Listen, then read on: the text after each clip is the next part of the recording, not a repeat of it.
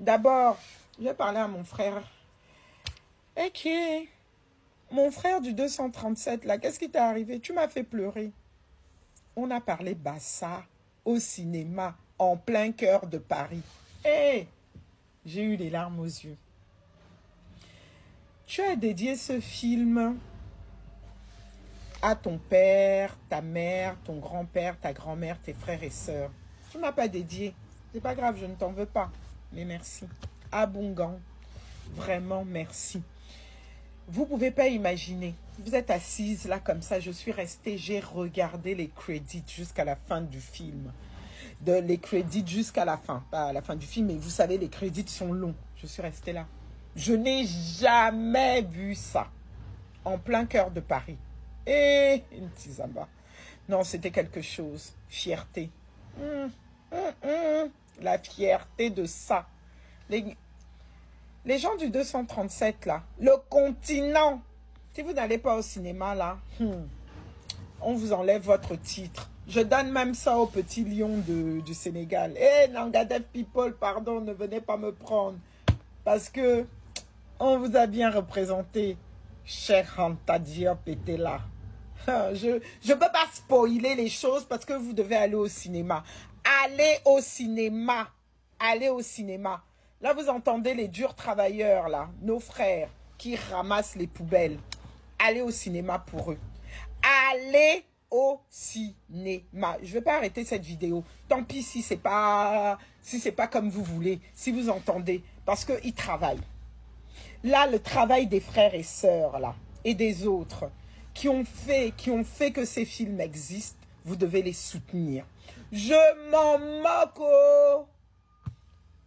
Ma sœur, on va économiser les ROR ce mois-ci. Pardon, on va au cinéma. Mon frère, oh, ok. Laisse un peu. Élimine un peu. Prends moins de prot au cinéma. Les gens là, qui boivent le ruinard au cinéma. Pardon, ne me dérangez pas là. Ne me faites pas parler trop fort. Les Otep au cinéma. Otep au cinéma. Non, non. Wangari. Oh non. Edgar, toi c'est même comment tu fais tes choses là, comment je peux pas spoiler. Allez au cinéma, pardon. Allez au cinéma. Le talent est là. La qualité est là. Et les gens du 237, vous avez tellement la bouche. Fanon est camerounais. Moi, j'ai eu un problème quand j'étais à l'école. J'étais à l'école au Cameroun, j'étais dans une école française. Mon prof d'histoire géo était sénégalais. Dans les cours d'histoire, j'en apprenais pas assez sur mes origines camerounaises, sur mon pays. L'histoire tournait toujours au même sujet, c'est-à-dire quand on parlait des Noirs, on parlait un peu de l'esclavage, ou on parlait de Christophe Colomb en faisant un colonisateur gentil, un héros. J'avais pas vraiment de figure me permettant de me projeter et de me construire. Après, j'ai grandi, j'ai découvert Malcolm X parce que j'ai regardé des films américains.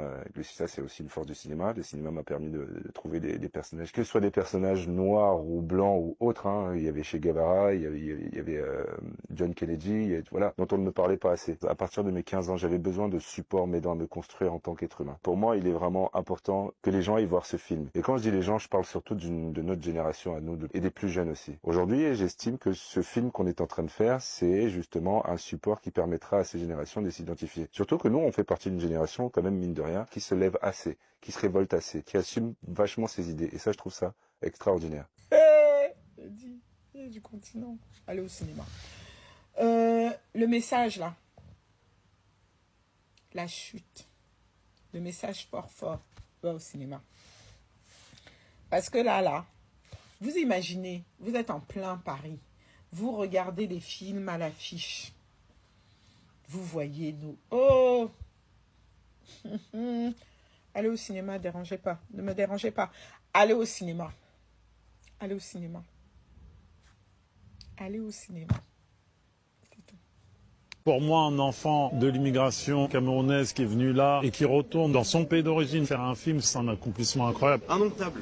Allez. Inspire d'un documentaire, Le crime à Abidjan de Moscou Bouko. Qu'est-ce qui t'a séduit dans ce docu, au point d'en tirer une fiction, en tout cas, de t'en inspirer? En fait, j'ai pas quand même dit que c'était peut-être un peu un prétexte Parce que j'avais beaucoup envie de me raconter en sortant de mon dernier spectacle. Et puis, il y avait, non, dans le documentaire que j'ai vu il y a très longtemps de ça, il y avait quand même le truc de me dire, dans la mentalité de ce commissaire, fait une projection très rapide à mon père. Et puis à un moment, je me dis, t'imagines, papa, il aurait été flic. Et cette petite phrase que j'ai eue a résonné vraiment dans ma tête et j'ai croisé les deux. Je voulais pas me raconter moi, ma vie et tout, mais j'avais envie de raconter un peu ce rapport au père et tout un tas de choses. J'avais trouvé le bon prétexte, le bon endroit de mettre un policier sous tension extrême, tu vois, et qui en plus doit gérer sa famille. On a tourné le film à Yaoundé. On a été dans des quartiers et tout à Yaoundé, principalement à Etoudi. Tout ce qui a résonné, c'est le Cameroun. Mais vraiment, là, je suis méga premier degré. Pour moi, un enfant de l'immigration camerounaise qui est venu là et qui retourne dans le pays d'origine, dans son pays d'origine, dans le pays d'origine de mes parents et de mes grands-parents, de mes ancêtres, faire un film, c'est un accomplissement incroyable, c'est magnifique. Tu leur dédies à la fin.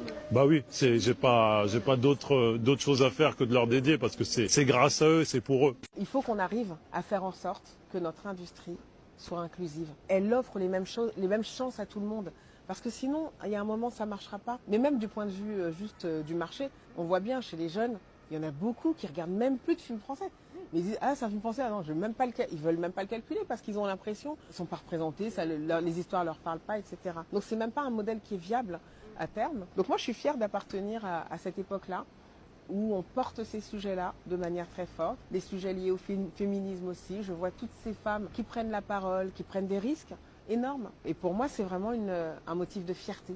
De me dire, on n'est pas là en train juste de profiter chacune de notre carrière dans notre coin, mais on essaie de faire en sorte que ça bouge pour nous, pour les personnes qui nous entourent, pour les personnes aussi avant nous, qui ont fait que déjà on peut être là. Et puis, pour les plus jeunes, pour ceux qui arrivent sur le marché du travail et pas uniquement dans notre métier, parce que je pense que quand on prend la parole, c'est entendu dans le reste de la société, donc ça fait bouger les lignes. Et forcément, quand les lignes bougent, ça crée des remous, ça crée des tensions, mais c'est normal, c'est pas grave, faut pas se laisser impressionner. On est ensemble et on va le faire et c'est voilà.